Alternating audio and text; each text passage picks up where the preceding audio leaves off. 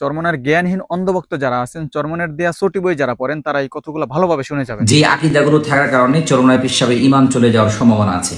আমি অনেকগুলো আকীদা বলেছিলাম, আজকেও কয়েকটা বলে দিচ্ছি।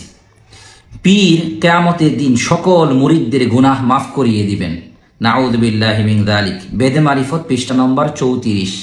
চিন্তা করেন যে পীর চাইলে কিয়ামতের দিন তার মুরিদদের সকল মুরিদদের গুনাহ মাফ করে দিতে পারবেন। যেখানে সকল নবীরা পর্যন্ত ইয়ানাফসি করবে, সেদিন চরমনায় পীর সাহেব ওনার যত মুরিদ আছেন সব মুরিদদের গুনাহ মাফ করিয়ে দিবেন। আরেকটা, পরকালে পীর ও অলিদের ক্ষমতার সীমা থাকিবে না। আশিকে মাসুক পৃষ্ঠা নম্বর 81। যে পরকালী পীরদের এত ক্ষমতা হবে যে ক্ষমতার কোনো সীমানাই নাই। নাউযু বিল্লাহি মিন যালিক। এগুলো একেবারে কুফরি আকীদা। এই আকীদাগুলো যদি কারোর মধ্যে থাকে তাহলে সে সুস্পষ্ট জাহান্নামী হয়ে যাবে। যে সমস্ত মুরিদ ভাইয়েরা এইগুলো শুনতেছেন, আপনাদেরকে বলছি আপনারা এই আকীদা থেকে বেরিয়ে আসেন। আল্লাহ আপনাদেরকে এই ধরনের পীর ফিতনা থেকে বেঁচে থাকার তৌফিক দান করুক, আমিন। এখন সাহস থাকলে সামনে থেকে এর জবাব দিয়ে যাবেন। আপনাদের পীরের হাদিস থেকেই তো উল্লেখ করা হয়েছে, পিছন থেকে কেন হুমকি দামকি দেন?